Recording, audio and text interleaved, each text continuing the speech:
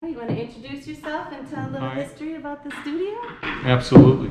I'm Joe Stafford, and this project, this studio was started about 30 years ago. And 1990 actually is when I started. And when I was redoing it, there was a old couple that stopped, and they were married. Across the street was a synagogue, and they were married, and then they came, the family owned the house, so they had their wedding reception in the back. Oh, and they were very old. This is like 25 years ago. And there was a jar of coins that the fellow said, we forgot about these coins. And we had put them up in the corner and in the foundation, up and tucked it in. And I said, well, let's go look. So it took us like a half hour to get down there. And sure enough, I reached up, and it was a mason jar full of coins from when they were married. I gave them the coins. It was like great. And it was neat to meet somebody that knew and had a wedding reception. And the other thing is I planted all the trees on the boulevard. I planted the two big pines in the back, did all that.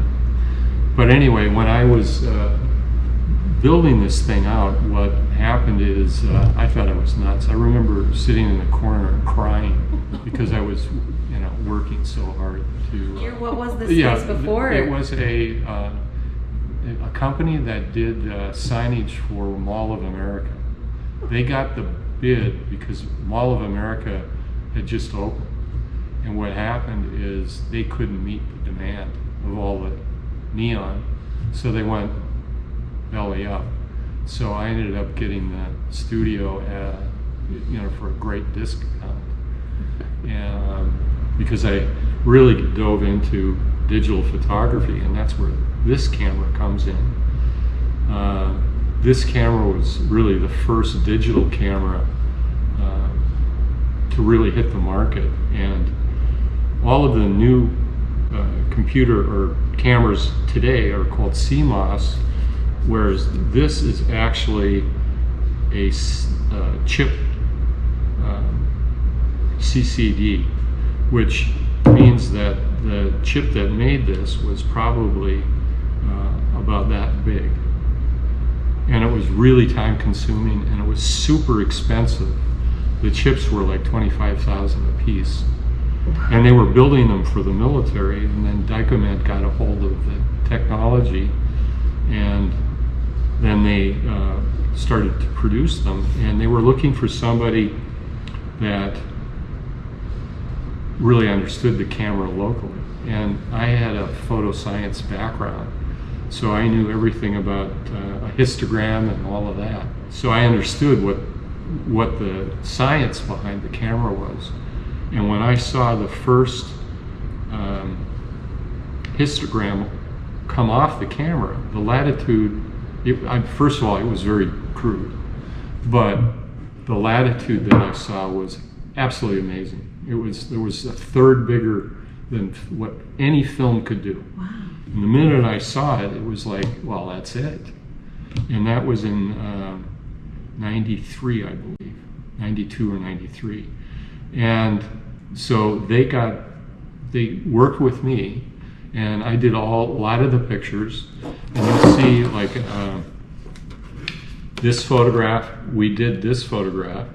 And what was so neat about that is Trevor needed to have a shot. So he called me, and the next day I had built this tank and made it out of just two pieces of glass. It was small, and there was a pour. We did the shot, and then what happened is the camera stopped working, but the shot that we took came up on the monitor, everything was there, and that's the picture you see.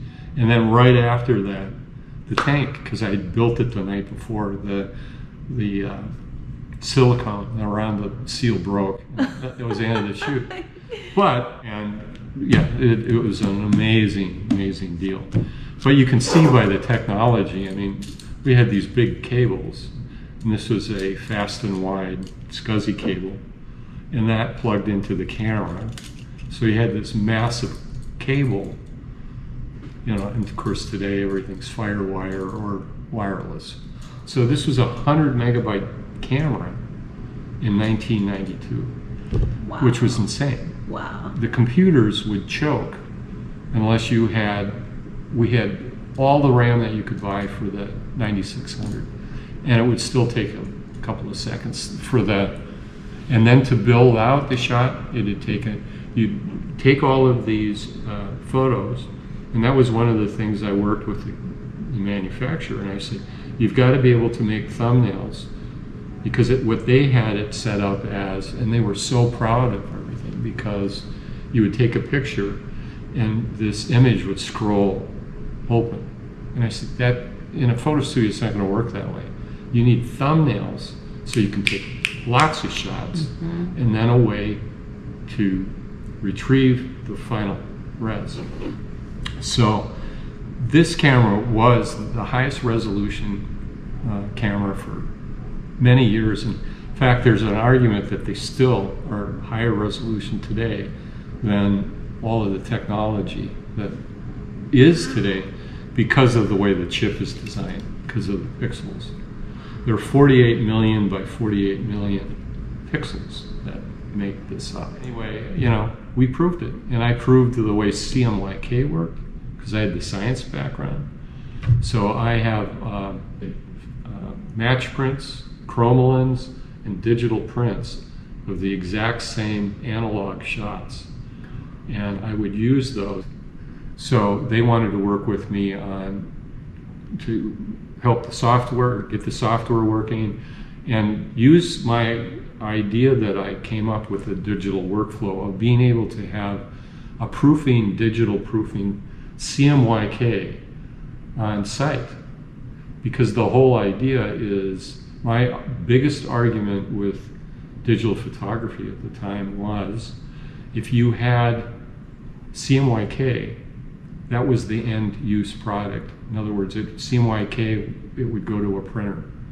And if that was accurate, then your printer could follow that.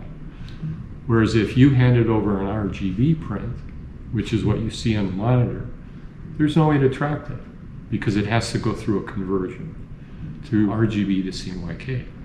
And I was the guy that fought that battle. And all of that came out of this studio, you know. So it was a lot of fun. It was a lot of fun.